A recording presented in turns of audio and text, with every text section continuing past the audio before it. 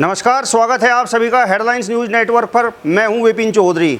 इस समय हमारे साथ में 2022 के विधानसभा चुनाव पर चर्चा करने के लिए आरएलडी के शामली जिला अध्यक्ष मुकेश सैनी जी मौजूद हैं।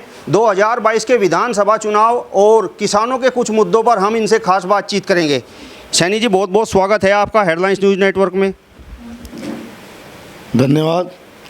मुकेश सैनी, जिला अध्यक्ष राष्ट्रीय लोकदल शामली। 2022 का विधानसभा चुनाव नज़दीक है। आरएलडी और समाजवादी पार्टी का गठबंधन हो चुका है, तो जनपद शामली की यदि हम बात करें तो किस प्रकार से आप देखते हैं? हमारे पश्चिमी उत्तर प्रदेश की बात मैं करूँगा और जिला शामली की भी करूँगा कि हमारे यहाँ बहुत सारी समस्याएं हैं गन्ने को लेकर, और बहुत सारी समस्याएं हैं डीजल, पेट्रोल, बेरोजगारी, जो खाली पड़े पद नियुक्त किए जाएँ, और हमारा युवा सब बेरोजगार है। और हमारे राष्ट्रीय अध्यक्ष जयंत चौधरी जी ने एक हमारे नए यात्रा शुरू की है अभी 7 तारीख से सहारनपुर से, और वो 9 सितंबर तक जाएगी अपना आगरा। हमारे यहाँ भी 24-25 में है, उसे लेके आज मीटिंग की गई थी एक, जिसकी प्लानिंग की गई।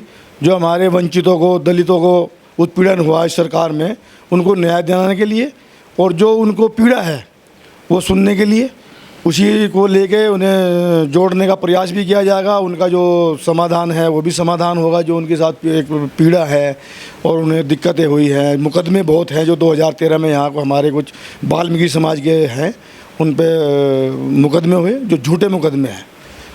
समाजवादी पार्टी और आरएलडी का जो गठबंधन हुआ है जनपद शामली में, यह गठबंधन कितना मजबूत रहेगा? क्या कोई गुल खिला पाएगा या नहीं? जी। मैं आपसे बात करूं 2022 की, तो सर समाज को एक जोड़ने का हम काम कर रहे हैं, और एक हर बूथ पर जीतेगा यूथ, वो अभियान हमने चलाया है, और जुड़ भी रहा है सर समाज।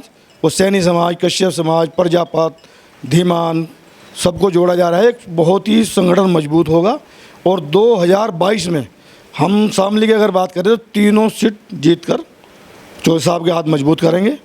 और हमारी ये भी बात है कि सरकार बनेगी, क्योंकि बदलाव है सब में, सर समाज में बदलाव है। अभी थोड़ा मेहनत करने की ज़रूरत है, एक प्लानिंग है, वो हमने सब चला रखी है। सब जगह जगह मीटिंग कर रहे हैं, वो दलित में, सर समाज में, पिछड़े में, अति पिछड़े में, सब जाके जगह जगह, और जागरूकता अभियान एक चला रखा है हमने। तो बहुत ही मजबूती के साथ हम सत्ता में आएंगे 2022 में। और पूरे प्रदेश की मैं बात करूँ तो लगभग 250 सीट लेकर आएंगे। 2019 का जो लोकसभा चुनाव था उसमें भी आरएलडी और समाजवादी पार्टी का गठबंधन था, लेकिन रिजल्ट तो कुछ भी नहीं निकला। उसका मैं बताऊं आपको कि भाजपा के कुछ लोगों ने एक षड्यंत्र रचा। 2013 में जो एक दंगा हुआ था हमारे कवाल डिस्ट्रिक्ट मुजफ्फरनगर में, उसको इन्होंने हवा दी, हमें बांटने का काम किया, सर समाज को बांट दिया, फूट गिरने का राज करने का काम किया। और जब उन्होंने अपनी कुर्सी लखनऊ की कब्जाई, और वही है कि अपने जो उन्होंने वादे किए थे रोज़गार देने के युवाओं को, और अन्य उन्होंने बहुत, जो 14 दिन का गन्ने का वादा किया पेमेंट करने का, कोई पेमेंट नहीं किया। 4 साल से 10 रुपये बढ़ाने थे, वो नहीं बढ़ा। तो उससे हमारा किसान मजदूर सब त्रस्त है, छोटा व्यापारी, दुकानदार, तो सब विफल रही सरकार। जो उन्होंने वादे किए थे अपने वादों में ये विफल रही, और सरकार अब इस बार जो है उन्होंने सबने नकार दिया सरकार को। और इसीलिए हमारी समाजवादी की राष्ट्रीय लोकदल बहुत मजबूती से सरकार आएगी। सभी जनता ने इनको नकार दिया है, क्योंकि अपने वादे पर विफल रहे। बहुजन समाज पार्टी, कांग्रेस पार्टी और वर्तमान जो भारतीय जनता पार्टी है, जिसकी उत्तर प्रदेश में सरकार भी है, यह भी किसानों की बात कर रही है। तो किसान आरएलडी को क्यों वोट देगा? मैं आपको बताऊं, अगर कोई किसान की, एक मजदूर की, छोटा व्यापारी, दुकानदार की कोई पार्टी अगर रही है, थी और है और रहेगी, वो राष्ट्रीय लोकदल है। आप किसी मुद्दे को लेकर कहे, किसी पूरे प्रदेश में जाए, देश में जाए, अगर कोई भी मुद्दा हमारे किसान का, मजदूर का कोई भी उठाती है तो एक राष्ट्रीय लोकदल है। हमारे जयंत चौधरी जी हैं, पहले हमारे किसान मसीहा और हमारे पूर्व प्रधानमंत्री चौधरी चरण सिंह जी रहे, फिर हमारे चौधरी अजीत सिंह जी रहे। अब हमारी वही प्रतिनिधित्व पूरे प्रदेश में, देश में हमारे किसान का, मजदूर का जो करते हैं, कोई आवाज़ उठाने का काम करते हैं किसानों के हक़ में, मजदूरों के हक़ में, वो हमारे जयंत चौधरी जी करते हैं। उनके कार्यकर्ता हैं, जो हमारे पदाधिकारी हैं राष्ट्रीय लोकदल के, वो सब करते हैं। योगी जी तो कह रहे हैं कि हमने उत्तर प्रदेश में बहुत विकास कार्य कराए हैं, सड़कें बनवाई हैं, किसानों को सम्मान निधि दी है, और उत्तर प्रदेश में तो हमारी ही सरकार आएगी। उसका मैं आपको अभी बताऊं, 1 महीना पूर्व हुआ, हमारे किसान ट्रॉली लेके एक सोसाइटी में खड़े रहे, 8-8 दिन खड़े रहे, उनका अनाज नहीं तुल पाया। और फिर वहाँ ऐसी हुई कि एक 3-3, 4-4 हज़ार रुपये लेके लोगों ने ट्रॉली तोली। दूसरा ये हुआ कि लोगों के अभी 25% गेहूँ लोगों के घर में है, जो अभी 1600 रुपये और 1500 रुपये बिक रहा। अगर प्रत्येक किसान को, बड़े छोटे को एक तुलना की जाए कि 10 कुंटल एक किसान के घर में अनाज हुआ, तो हमारा 475 रुपये कुंटल के हिसाब से माइनस हो गया। उन्होंने हमें, हमारे चले गए 6000, उन्होंने हमें जेब में दिए प्रति छमाही 2000। तो किसान को तो नुकसान हुआ कि जो उसकी वाजिब दाम उसको गेहूं का मिलना था वो भी नहीं मिल पाया।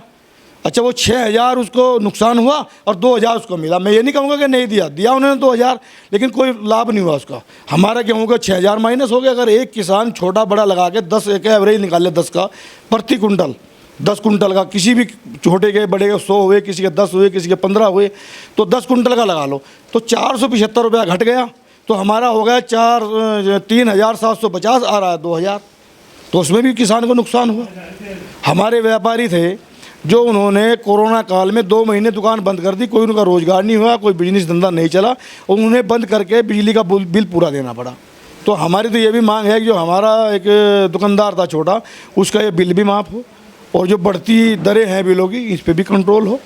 कि किसान टूट गया, बेहाल है अपने बच्चों को पढ़ाने से, लिखाने से, हर चीज़ से। कि हमारे यहाँ की मुख्य खेती गन्ना है और उसका भी हमें भुगतान नहीं मिल पा रहा।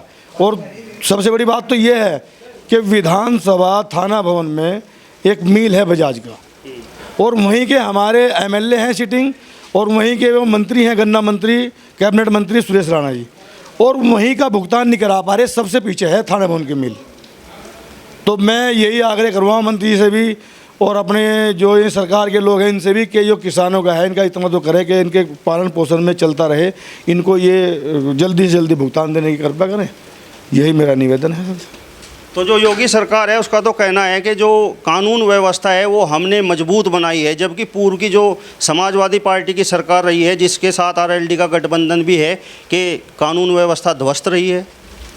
हाँ रही। मैं अभी आपको बताऊं कि हर आदमी सुन लो, जहाँ 2 रुपये में काम होता था मैं 10 में हो रहा। और ये नंगा नाच हुआ। अभी हमारे यहाँ अभी 1 महीना पूर्व जिला अध्यक्ष का चुनाव हुआ हमारे यहाँ, जो इसका है जिला पंचायत अध्यक्ष का, उसमें इन्होंने नंगा नाच किया, सभी को हेल्पर दे दिए। जबकि हेल्पर का ये होता है कि आप अनपढ़ हैं, विकलांग हैं या ब्लाइंड हैं, आप उनको हेल्पर मिलना चाहिए, लेकिन इन्होंने सबको हेल्पर दे दिया। उसमें एक तानाशाही की, एक नंगा नाच किया। और ऐसे ही इन्होंने क्या किया कि हमारे इसमें अपने जो है थाना भवन में और अपने ऊन में, और आपका जाओ बड़ौत बागपत में, बहुत जगह है पर्चे कैंसिल करा दिए, उनके फाड़ दिए गए। मतलब एक तानाशाही की। तो हमने ऐसा नंगा नाच कभी किसी, जब से देश आज़ाद हुआ हमारा, कभी किसी सरकार ने नहीं किया जो इस सरकार ने किया। अजीत जी का अब अनुभव जयंत चौधरी के साथ नहीं है, जयंत चौधरी के कंधों पर आरएलडी की जिम्मेदारी है। किस तरीके से देखते हैं आप, वो जिम्मेदारी सही तरीके से निभा पाएंगे या नहीं? देखो, जो चौधरी साहब थे अपनी जगह, उनकी भरपाई तो कोई कर नहीं सकता, लेकिन मैं इतना कहता हूँ कि हमारे जो जयंत चौधरी बहुत ही होशियार, बहुत टैलेंटेड हैं, और बहुत ही पुराने वर्कर जो उनके यहाँ पार्टी में हैं, चौधरी चरण सिंह के टाइम के, उनके वो सब मदद ले रहे हैं और सबको एक सम्मान देने का काम कर रहे हैं। उन्होंने उसी हिसाब से उनको पदाधिकारी बनाया है। क्षेत्र के हैं, मेन के हैं, अपने प्रदेश अध्यक्ष हैं, और युवा के हैं, SC ST के हैं, बहुत ही अनुभवी लोग हैं। और वो जो चौधरी साहब नहीं रहे हमारे बीच में, देखो वो तो कुछ पूर्ति नहीं हो सकती, लेकिन पूरा प्रयास किया जा रहा है कि बहुत जो हमारे बहुत ही समझदार लोग हैं, अनुभवी लोग हैं, मैं उस चीज़ को कहीं ना कहीं पूरा करेंगे। तो ये थे हमारे साथ में आरएलडी के शामली जिला अध्यक्ष मुकेश सैनी जी, जिनका स्पष्ट तौर पर कहना है कि जो आरएलडी और समाजवादी पार्टी का गठबंधन हुआ है 2022 के विधानसभा चुनाव में यह सरकार बनाने का काम करेगा।